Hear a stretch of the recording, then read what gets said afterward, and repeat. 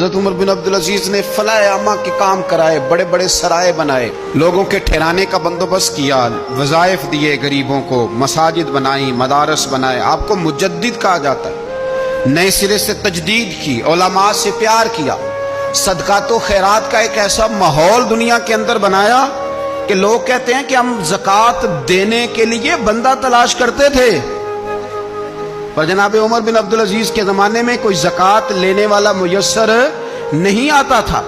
ایک شخص ملا تو لوگوں نے اس کو اتنی زکوٰۃ دی، اتنی زکوٰۃ دی، اتنی زکوٰۃ دی، لوگ خوشحال ہو گئے۔ اتنی زکوٰۃ دی کہ اگلے سال وہ خود زکوٰۃ دے رہا تھا۔ حضرت عمر بن عبدالعزیز نے ایسا ماحول بنا کے لوگوں کو دیا، اس طرح کی نوعیت آپ نے لوگوں کو دی کہ خوشحالی نظر آنے لگی۔ ذمیوں کے، غیر مسلموں کے حقوق کا بھی تحفظ فرمایا۔ 39 سال عمر پائی، صرف نمازیں بھی پڑھ گئے، صدقے بھی دے گئے، عبادتیں بھی کر گئے، 2.5 سال حکومت بھی کر گئے، اللہ رسول کو راضی بھی کر گئے۔ عمر پائی 39، پورے 40 نہیں، 39 سال عمر پائی، اتنا کچھ کر گئے۔ ہم تو بھی انتظار میں رہتے، ہم تو بھی انتظار میں۔ اٹھ فریدا ستیا تے داڑھی آ گیا ہی پور۔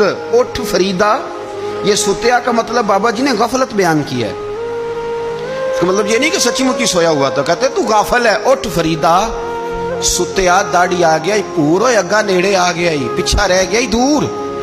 40 سال کی عمر میں آپ کو زہر دے دیا گیا۔ کچھ لوگوں کو برداشت نہیں نہ ہوا۔ ایک شخص آیا رکا لے کے، اس نے کہا حضور پچھلا خلیفہ میرے نام 20,000 دینار لکھ گیا ہے، پر وہ فوت ہو گیا ہے، تو آپ یہ رکا ہے، مجھے 20,000 دینار دے دیں۔ آپ فرمانے لگے سنبھال کے رکھ، شاید میرے بعد والا دے دے۔ رکا سنبھال کے رکھ، پر مجھ سے نہ امید رکھنا 20,000 دینار تو میں 20,000 گھر میں دوں گا اور 20,000 چولہے جلاؤں گا۔ میں ایک آدمی کو اتنا امیر کر دوں اور باقی لوگ دیکھتے رہے۔ آپ کو زہر دے دیا گیا، بیمار رہے، بچوں کو بلایا، فرمایا بیٹا میں جہنم سے ڈر گیا تھا، تمہارے لیے مال نہیں جمع کر سکا۔ اس دل نکلا، شدید علیل ہو گئے۔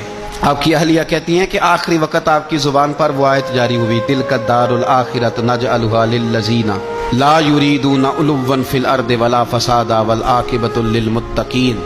فرمایا یہ آخرت کا گھر ہے، ان لوگوں کو ملے گا جو نہ زمین میں تکبر کرتے ہیں نہ فساد چاہتے ہیں۔ یہ آیت پڑھی اور روح پرواز کر گئی۔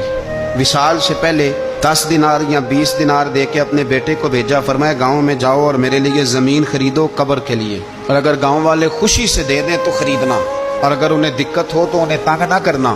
10 دینار کی زمین خریدنے کے لیے جب بیٹا جانے لگا تو اس نے کہا حضور کچھ لوگوں کی خواہش ہے کہ آپ کا جسد خاکی مدینے لے جایا جائے اور نبی پاک علیہ السلام کے پہلو میں آپ کو دفن کیا جائے۔ آپ فرمانے لگے پتر میں اس قابل نہیں ہوں کہ حضور کے ساتھ دفن کیا جائے، نہ میں اس قابل نہیں ہوں۔ اس طرح کرنا، میرے پاس حضور کے کچھ ناخن اور بال ہیں، جب میرا انتقال ہو جائے تو میری قبر میں رکھ دینا۔ اور پھر حضرت عمر بن عبدالعزیز نے فرمایا مجھے نہ سستا کفن دینا 2 دینار کا، اس سے زیادہ کفن نہ دینا، 2 دینار کا کفن۔ حضور آپ کا مال ہے کچھ پڑا ہوا تو اس میں سے اچھا کپڑا خریدا جا سکتا ہے، فرمایا نہ بھائی